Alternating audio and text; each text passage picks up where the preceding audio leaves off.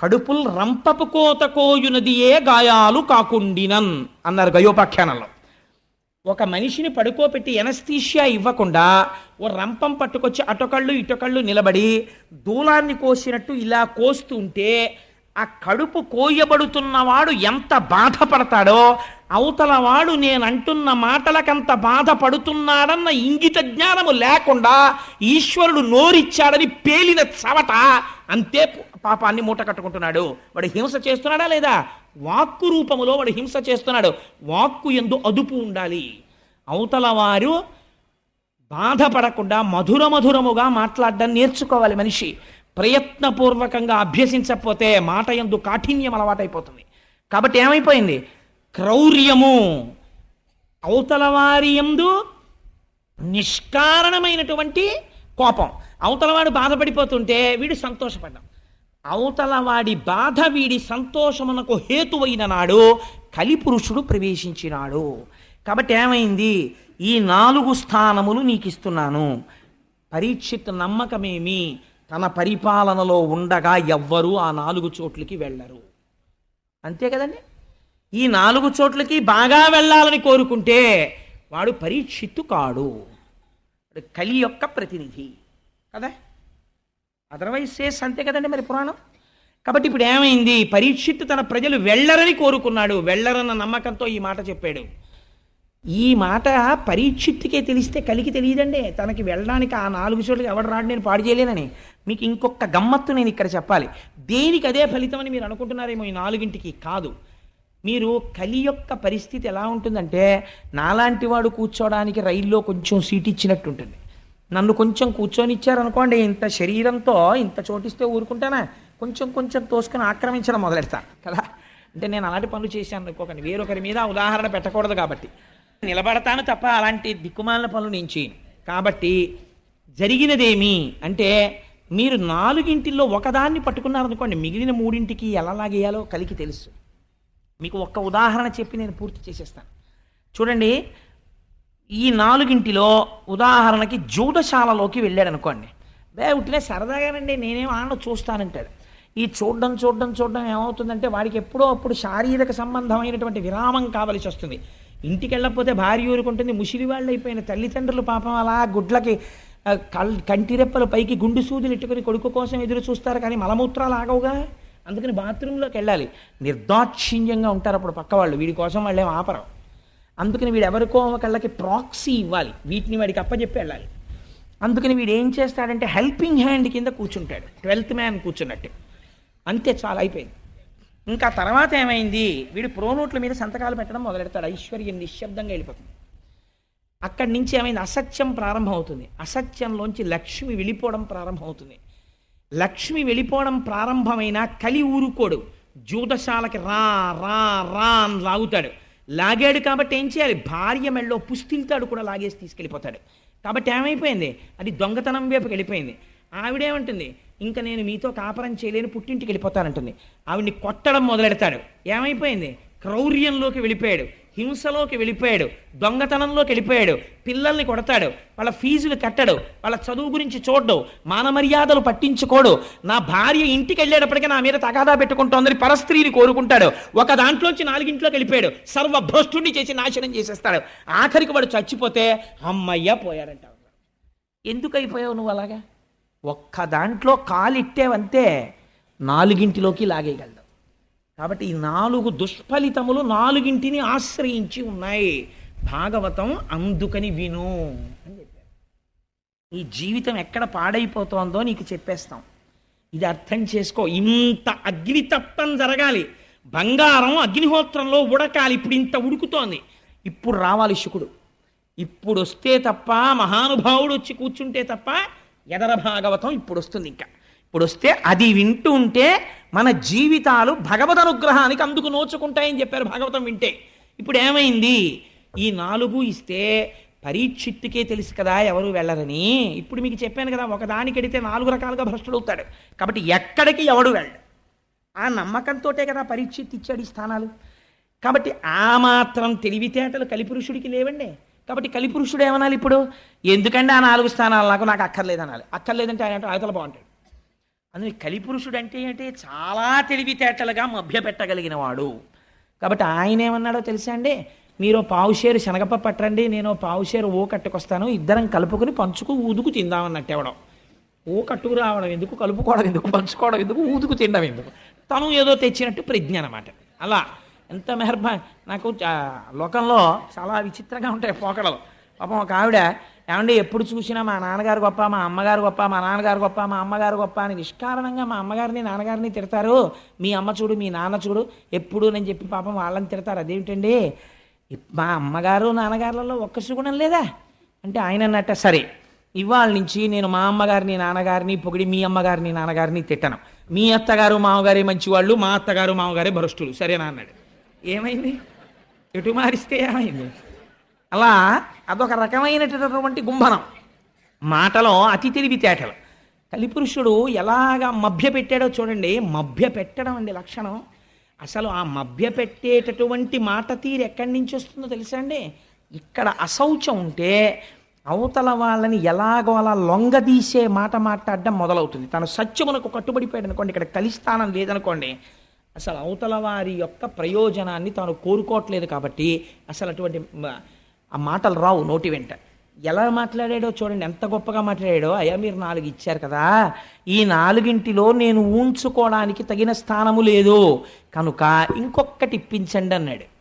ఇంకొకటి ఇప్పించండి అంటే ఆయనకి తెలిసి 4 తప్ప ఇంకొకటి ఏది ఇచ్చినా అందులోకి నేను ప్రవేశించడానికి అవకాశం వెతుక్కోవచ్చు అని. గభాలన పరీక్షిత్ అన్నాడు, బంగారం ఇచ్చాను అన్నాడు. ఎందుకన్నాడా మాట అంటే, ఆ రోజుల్లో బహుశా ఒక లక్షణం ఉండేది. అంటే భాగవతంలోనే ఒక చోట వ్యాఖ్యానంలో ఒక మాట చెప్తారు.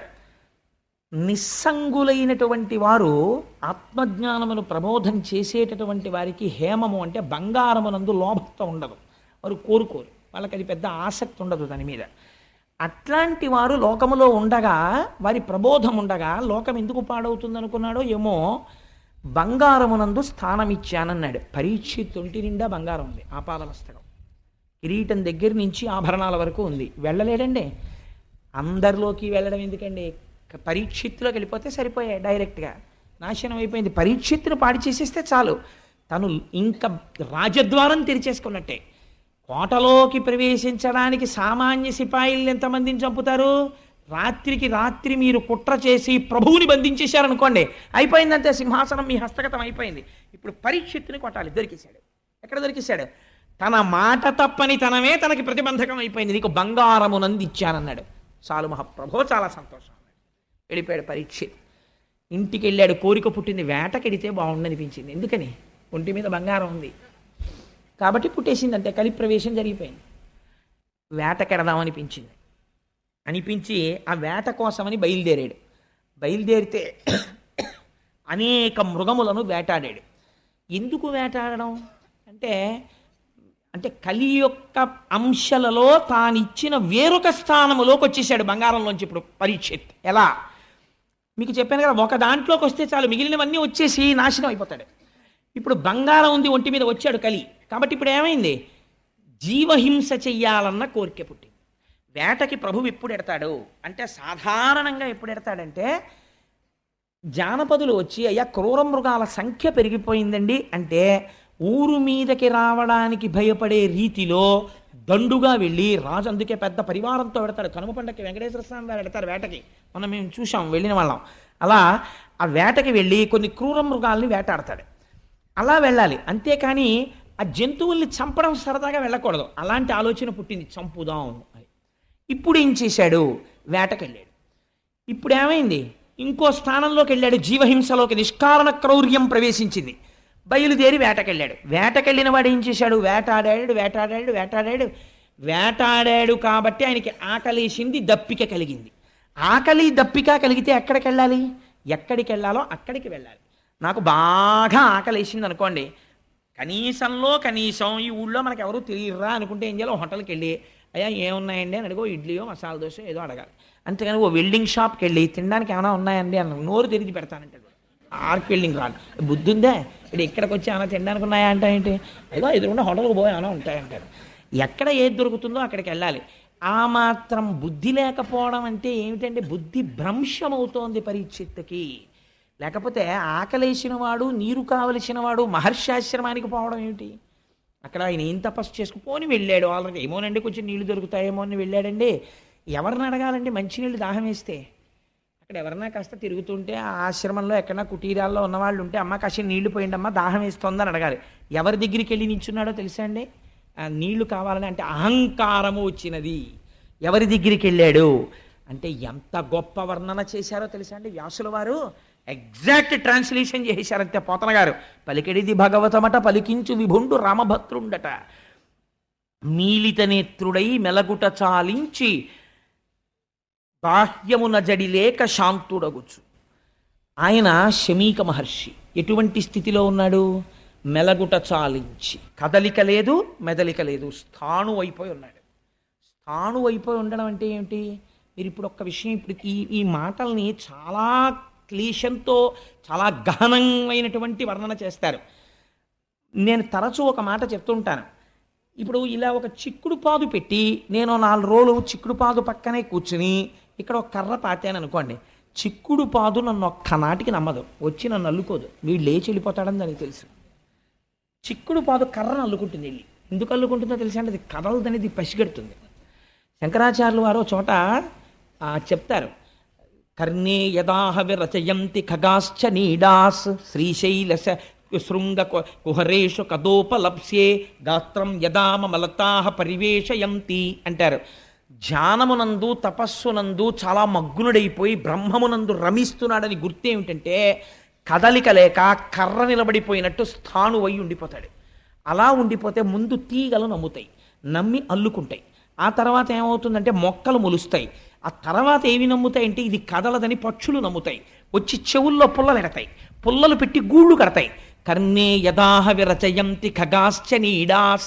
అందుకే మన వాళ్ళు ఆయన తపస్సు చేశాడు, ఒంటి మీద పుట్టలు పెట్టేశాయి, పుట్టల్లో పాములు చేరిపోయాయి, మొక్కలు మొలిచిపోయాయి, అప్పుడు ఈశ్వరుడు ప్రత్యక్షమయ్యాడు.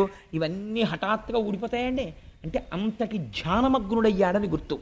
మెలగుట చాలించి మీతనేత్రుడై శాంతుడై కూర్చుండి జడతలేక. అలా కూర్చుని ధ్యానమగ్నుడై ఏమాత్రం కదలిక లేదు. ప్రాణ మనోబుద్ధి పంచేంద్రియంబుల బహిరంగ వీధుల బరగనీక. ఎంత గొప్ప మాటలో చూడండి. ప్రాణము నియంత్రించాడు ప్రాణాయామము చేత.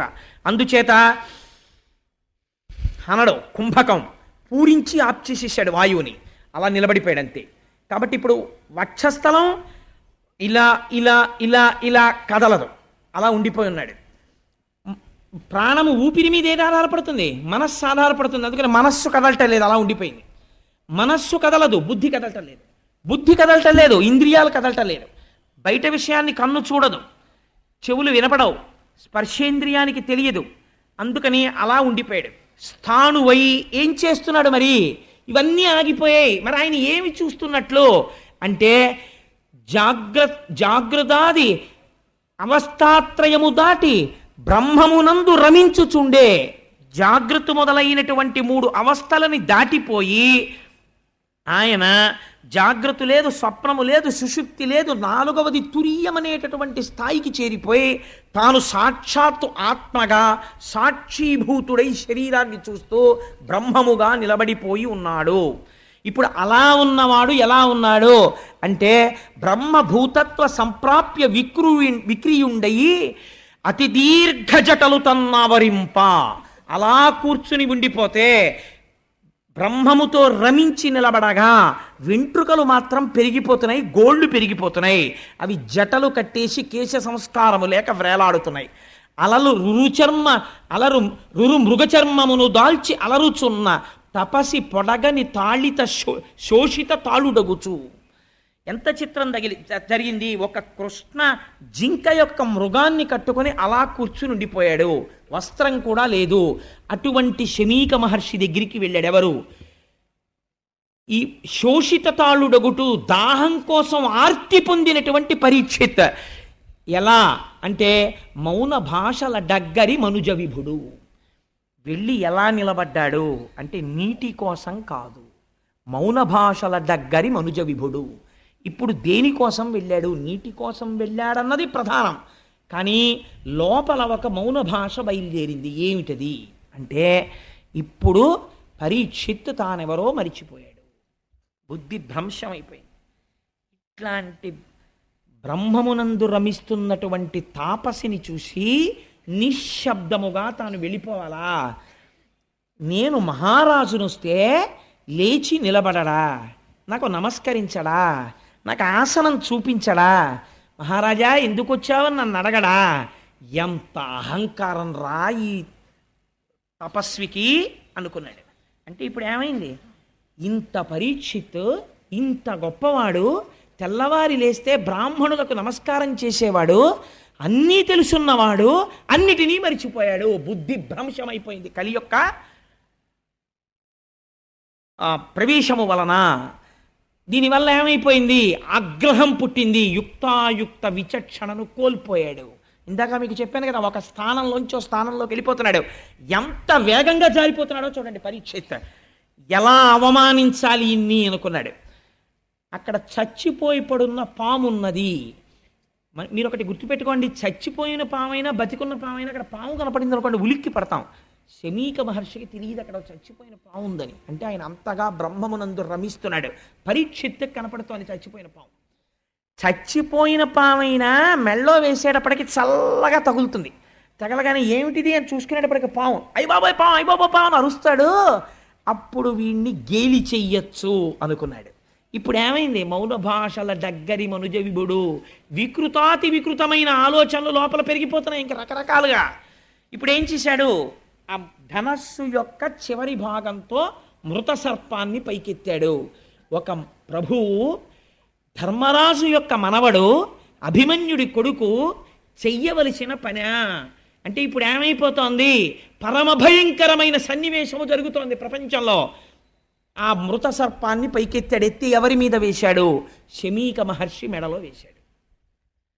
ఆయనకి చల్లగా పాము తెలిసిందా? తెలియలేదు. కాబట్టి ఏమిటి నిర్ధారణ? ఆయన తపస్వి అయి ఉన్నారు. తపస్వి అయి ఉన్నవాడిలోకి వెళ్ళగలిగాడా కలి? వెళ్ళలేకపోయాడు. ఆయనలోకి వెళ్ళి దేంటి గభాలను ఆయన నీళ్లు తీసి పరీక్షిత్తులు శపించేటట్టు చెయ్యొచ్చుగా.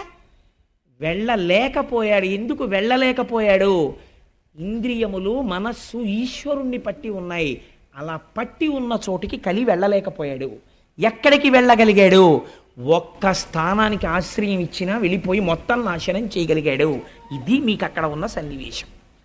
ఇప్పుడు మీరు ఏది పట్టుకోవాలి? భాగవతం చెప్పేస్తోంది, అమ్మ బాబోయ్ అంత ప్రమాదకరమైన వ్యక్తికి నాలో చోటు ఇవ్వను. కాబట్టి నువ్వు ఏది పట్టుకోవాలి? శమీకుడు ఏది పట్టుకున్నాడో నువ్వు అది పట్టుకోవాలి.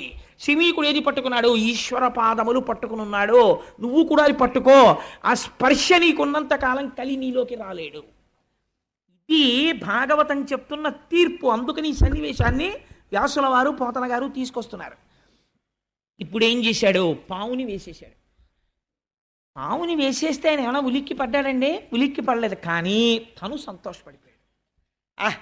నాకు నీళ్ళు ఇవ్వలేదు చూసావా, చచ్చిన పావుని వాడి మెళ్ళో వేశాను. మీరు ఒక్క మాట వినండి, నేను ఒక యథార్థమైన విషయం ప్రస్తావన చేస్తాను. నేను నిద్రపోతుంటే మీరు వచ్చారు. నువ్వు అలాంటి వాడివి, నువ్వు ఇలాంటి వాడివి, నువ్వు అటువంటి ధూర్తుడివి అని నన్ను 50 తిట్లు తిట్టేశారు. తిట్టేసి మీరు వెళ్ళిపోయారు. వెళ్ళిపోయిన తర్వాత నేను నిద్రలేచి మామూలుగా మొహం గడిగేసుకుని చాలా సంతోషంగా భాగవతం సాయంకాలం ఉపన్యాసం చెప్పాలి అని చెప్పి మీరు రిక్కిపోతున్నాను. మా ఆవిడంది, నీ బుర్రకాయ ఉపన్యాసం 50 తిట్లు తిట్టాడు ఆయన వచ్చి అన్నాడు. ఎప్పుడు తిట్టాడన్నాను. ఆ తిట్లు తిట్టినప్పుడు నాకేమైనా వికారం కలుగుతుందండి? ఏ వికారం కలగదు. ఎందుకని? నా మనస్సు పుచ్చుకునే స్థితిలో లేదు, సుషుప్తిలో ఆత్మతో రమించిపోయింది. మీరు తిట్టినా నాకెక్కదు. ఎందుకంటే చెవి పుచ్చుకోదు. ఉంది కానీ చెవి పుచ్చుకోదు. మాట వెళ్ళదా? వెడుతుంది, కర్ణభేరికి తగులుతుంది, కానీ మనస్సులోకి వెళ్ళదు. మనస్సు పుచ్చుకోలేదు, రియాక్షన్ లేదు. నేను ప్రశాంతంగా ఉన్నాను. రియాక్షన్ లేని స్థితి ఎప్పుడు? ఈశ్వర పాదములను పట్టుకుని ఉన్నప్పుడు మనసు రియాక్ట్ అవ్వదు. ఎందుకని? ఈశ్వరుడిలోనన్నా కలవాలి, లేకపోతే బడలిక చేత సుషుప్తిలోనన్నా ఆత్మలోకి వెళ్ళిపోయి ఉండాలి. ఆయన ప్రయత్నపూర్వకంగా ఈశ్వర పాదములు పట్టుకుని ఉన్నాడు, కలి వెళ్ళలేదు. ఇప్పుడు ఏం చేశాడు? తను సంతోషపడిపోతున్నాడు, నేను పాము వేశానని. అవతల వాడికి పాము వేయడం వల్ల అవమానం ఏం లేదు, ఆయన బాధపడితే కదా. తను సంతోషపడిపోతున్నాడు. ఇదో క్రౌర్యం. అవతలవాడు బాధ పడకపోయినా నేను గొప్ప పని చేసేసాను లేని సంతోషపడిపోతున్నాడు. ఎంత అసహ్యకరమైన పని అది. సంతోషపడిపోయి ఇంటికి వెళ్ళిపోయాడు. ఇంటికి వెళ్ళిపోయి అంతఃపురంలోకి వెళ్ళి కిరీటం తీసి పక్కన పెట్టాడు. బుద్ధిలోకి ప్రవేశించడానికి కిరీటంలోంచే కదండి వెళ్ళిపోతాడు. పక్కన పెట్టగానే అనుమానం వచ్చింది. ఏమిట్రా, దాహం వెయ్యడం ఏమిటి, నేను ఆయన ఆశ్రమానికి వెళ్ళడం ఏమిటి, ఆశ్రమానికి వెళ్ళిన వాడిని ఊరుకోకుండా ఆయన మెళ్ళలోకి తీసుకెళ్ళి చచ్చిపోయిన పావును వేయడం ఏమిటి, అయిపోయిందిరా, నా రాజ్యం అయిపోయింది, నా ధనం అయిపోయింది, నా భోగం అయిపోయింది, నా పరిపాలన అయిపోయింది, కాబట్టి నేను చెయ్యరాని దుష్కృత్యమును చేసేశాను, దీనికి అంతటికీ కారణం కలిపురుషుడు ప్రవేశించేశాడు, ఎంత తప్పు చేశాను అని పశ్చాత్తాపడిపోయాడు. అంటే ఆయన సహజ స్థితి అది కాదు, భ్రష్టుడైపోయాడు కలిపురుషుడి వలన. ఇప్పుడు ఇదెవరికి తెలిసింది? ఆయన చేత ప్రతిస్పందన తేలేకపోయాడు. కానీ ఇది మునికుమారులు చూశారు, చిన్న చిన్న పిల్లలు. వాళ్ళు చూసి పరిగెత్తుకుంటూ వెళ్ళారు. ఎవరి దగ్గరికి వెళ్ళారు?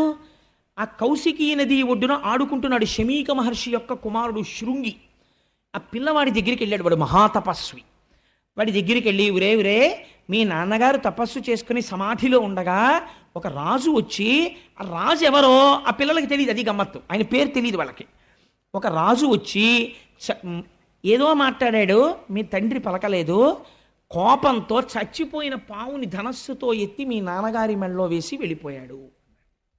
వెంటనే ఆయన అన్నాడు,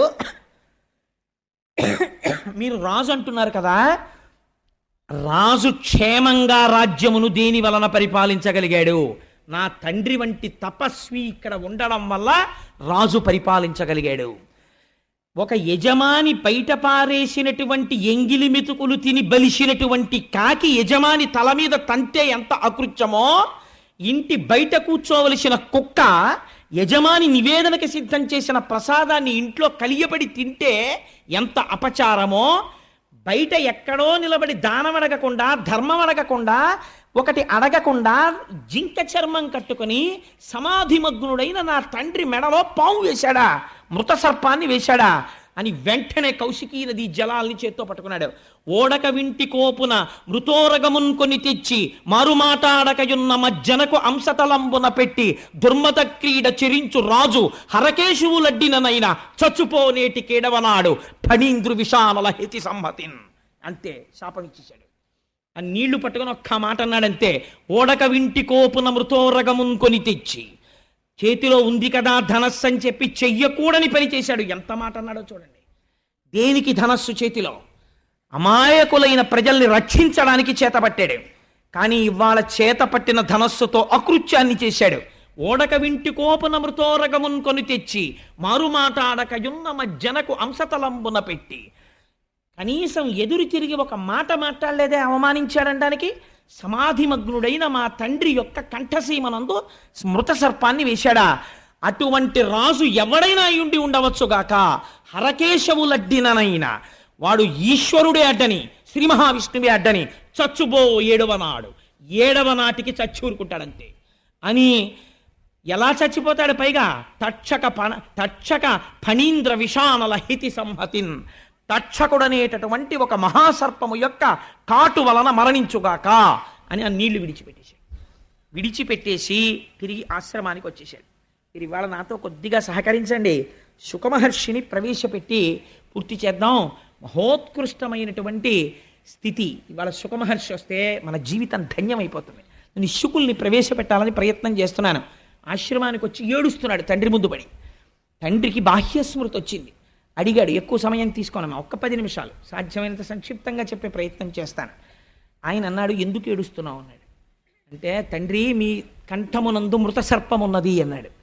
తీసి కింద పరేశాడు శమీకుడు. ఎవరు వేశారన్నాడు. నాకు తెలియదు, ఎవరో రాజు వేశాడు. ఆ రాజుని శపించాను నాన్నగారు, నేటికి 7వ రాజు చచ్చిపోవాలని అన్నాడు.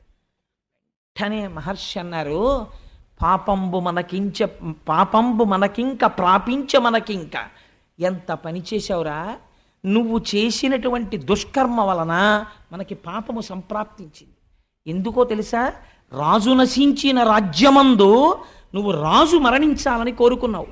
రాజు చచ్చిపోతే కలిపురుషుడు ప్రవేశించని మనస్సులు అలా ఉంటాయి. అపకారి యందు కూడా ఔదార్యంతో ధర్మం మాట్లాడతాడు.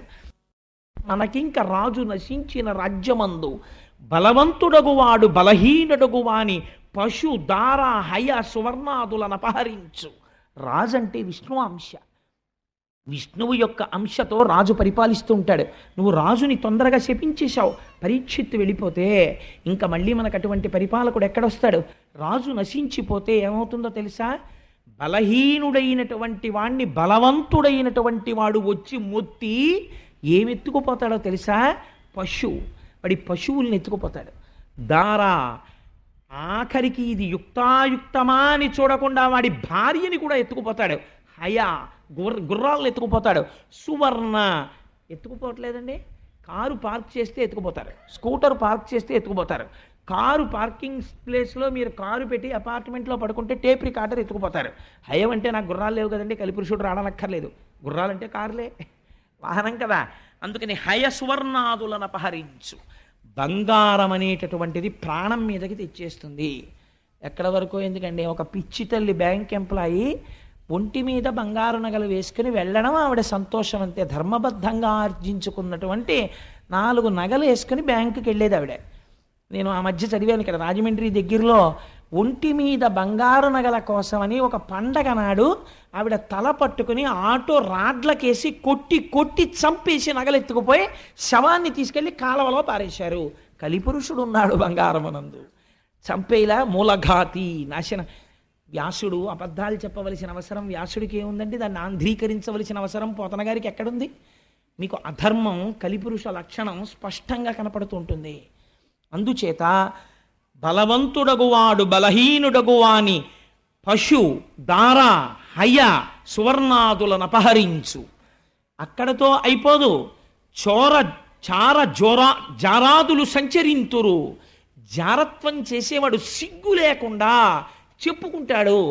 అందరూ ఉంటూ ఉండగా 2వ భార్య దగ్గరికి ఎడతాడు, 3వ భార్య దగ్గరికి ఎడతాడు. నాకు 2 భార్యలని చెప్పుకుని దుష్ట సంగము వలన మంచివాడిని పాడు చేసేస్తాడు. కాబట్టి ఏమైపోతుంది? అదొక స్టేటస్ సింబల్ అయిపోయినా ఆశ్చర్యం లేని రోజు వచ్చేస్తుంది. కాబట్టి ఎటువంటి స్థితికి వెళ్ళిపోతారు అంటే జార చోరాదులు సంచరింతురు, ప్రజలకు అన్యోన్య కలహంబుల తిశయిల్లు. నిష్కారణంగా ప్రజలు దెబ్బలాడుకోవడం మొదలెడతారు, పైన అదుపు చేసేవాళ్ళు లేడు అన్న ధైర్యంతో. కాబట్టి ప్రజలకు అన్యోన్య కలహంబులని అతిశయిల్లు. వైదికంబయ్యున్న వర్ణాశ్రమాచార ధర్మమెల్లయు కూడా తప్పిపోవు. వేదము చెప్పినట్టుగా ఇంతకాలం ఉన్నటువంటి ధర్మం అంతా తప్పిపోతుంది. తప్పిపోగానే ప్రజలు పురుషార్థములలో మొదటి దాన్ని వదిలేస్తారు. ధర్మాన్ని వదిలేసి లోకులిక మీద అర్ధ కామంబులందు సంచరింప. ప్రతి వాడికి డబ్బు కామం, డబ్బు కామం, డబ్బు కామం, ఈ రెండింటిలో తిరగడం మొదలు పెడతాడు. మొదలు పెడితే ధరణి నెల్ల వర్ణాశ్రమాచార ధర్మంబులెల్ల లుప్తమైపోవు. ఎక్కడా వర్ణాశ్రమాచారాలు అనేటటువంటి ఉండవు. మర్కట సారమీయ కులము మెరపుత్ర, కుక్కకి కోతికి కొడుకుట్టినట్టు అయిపోతుందిరా. సమాజం అలా అయిపోతుంది, భ్రష్టం అయిపోతుంది. ఎంత పని చేశావురా? పరీక్షిత్తుని కొట్టి సమాజాన్ని ఇన్ని ప్రమాదాలు తేవడానికే కలి నీ చేత ఇలాంటి శాపం ఇప్పించాడు. నువ్వు క్రోధమునకు వశుడవైపోయావు. ఎటువంటి శాపం ఇచ్చేసావురా? ఎంత పొరపాటు చేసేసావు అన్నాడు. కానీ పరీక్షిత్తుకు అందిపోయింది ఈ వార్త. మహానుభావుడు ఇంక నేటికి 7వ రోజున ఎలాగో శరీరం విడిచిపెట్టేస్తానని, ప్రాయోపవేశం చేస్తానని గంగ ఒడ్డుకెళ్ళి ఆ తూర్పు దిక్కుకి కొసలుండేటట్టుగా దర్భలు పరుచుకుని ప్రాయోపవేశం చేసి ఈశ్వరుడి యందు మనస్సును నిలబెట్టి ఒక మాట అంటాడు. ఎందుకు గంగ ఒడ్డుకి వెళ్ళడం అంటే, అమ్మా అని పిలిచిన నిన్ను పొమ్మా అని ముక్తి కడకు బుత్తువట. లెమ్మా నీ రూపముతో రమ్మా నాకెదురంగ గంగ రమ్యతరంగా అంటాడు. ఎంత గొప్ప పద్యం అంటే నిజంగా పోతన గారికే చెల్లింది గంగ మీద పద్యం రాయడం. అమ్మా అని పిలిచిన నిన్ను ఎవరైనా నీ దగ్గరికి వచ్చి అమ్మా గంగమ్మ అంటేట ఎంత అనుగ్రహిస్తావో తెలుసా? పొమ్మా అని ముక్తి కడకు బుత్తువట. ఇది గంగా స్నానానికి గొప్పతనం. పోరా, ఇది తప్పులు చేస్తే తీసేసాను నీ పాపాలు, పో మోక్షానికి అని పంపించేస్తావుట. అమ్మా నాకు టైం అయిపోయిందమ్మా, శాపం పొందేశాను. లెమ్మా నీ రూపముతో, అమ్మా ఒక్కసారి నాకు దర్శనం ఇవ్వా, లెమ్మా నీ రూపముతో రమ్మా నాకెదురంగ గంగ రమ్యతరంగా, ఈ తరంగములతో వచ్చి నీలో నన్ను కలిపేసుకోమ్మా అని గంగ ఒడ్డున ప్రాయోపవేశం చేశాడు. ప్రాయోపవేశం చేస్తే పరీక్షిత్ ఎవరు యాగం చేస్తే దేవతలు వచ్చి కూర్చున్నారో అటువంటి మహాపురుషుడు శాపగ్రస్తుడై ప్రయోపవేశం చేశాడు. ఇప్పుడు ఈ సన్నివేశం చూడడానికి ఎవరు వచ్చారో తెలుసా అండి? గౌతముడు, అగస్త్యుడు, విశ్వామిత్రుడు, వశిష్ఠుడు మొదలైనటువంటి ఋషులందరూ వచ్చేశారు. ఎందుకు ఇది చూడడం? వాళ్ళకైనా సరదాయా ప్రాయోపవేశం చేసి చచ్చిపోతుంటే చూడడం కాదు. పరీక్షిత్ నిర్గమించగానే కలి విజృంభణం ఎలా ప్రారంభమవుతుందో చూస్తున్నారు. ఇంకా ఎంత ఆశ్చర్యం రా! నిన్నటి దాకా స్థానం లేని కలి బంగారం ఇవ్వగానే కొట్టేశాడంతే, మొత్తం ఆక్రమించేస్తున్నాడు. ప్రారంభమైపోయింది రాజ్యంలో ఎక్కడ చూసినా. ఈ ఆశ్చర్యాన్ని చూడడానికి ఈశ్వర శాసనం ఎలా ఉంటుందో, ఉత్తర క్షణంలో ఎలా మారిపోతోందో లోకం, పరీక్షిత్ వెళ్ళిపోతున్నాడని, ఇంతటి ధర్మమూర్తి నిర్గమించేస్తున్నాడు అని చూడడానికి అందరూ వచ్చి కూర్చున్నారు. అందరినీ అడుగుతున్నాడు, ఏం చెయ్యని ఇంకా ఈ 7 రోజులు నేను ఏం చేస్తే మోక్షం పొందుతానని. ఆ ఆర్తి ఉన్నవాడు ఇంతటి పని చేసేసాడు. ఎంత చిత్రం చూడండి! ఇంత ధర్మం ఉన్నవాడు ఇంత అధర్మమైన పని చేసేయడమా? కలికి ఇంత అవకాశం ఇస్తే అంత ప్రమాదాన్ని తెచ్చేశాడు. ఇది వాళ్ళందరూ చూడ్డానికి వచ్చిన ఆశ్చర్యం. కాలోహి దురతిక్రమ, అతిక్రమించలేకపోతున్నారు. ఏమీ ఈ చిత్రం! ఇంతటి స్థితిలో కూడా ఈశ్వర పాదములు పట్టుకున్నవాడు మాత్రం చెక్కు చెదరట్లేదు. ఇది చూడ్డానికి వచ్చి వాళ్ళందరూ నిలబడ్డారు. నిలబడితే అక్కడికి ఒక ఆయన వచ్చాడు. 16 సంవత్సరముల వయస్సు, మంచి యవ్వనంలో ఉన్నాడు. నల్లటి జుత్తు, ముఖం మీద చిందరవందరగా పడిపోయింది. ఒక కౌపీనం పెట్టుకుని ఉన్నాడు. చుట్టూ చిన్నపిల్లలందరూ చేరారు. వాళ్లతో హాస్యం ఆడుతున్నాడు. ఏమీ మాట లేదు, మంతి లేదు.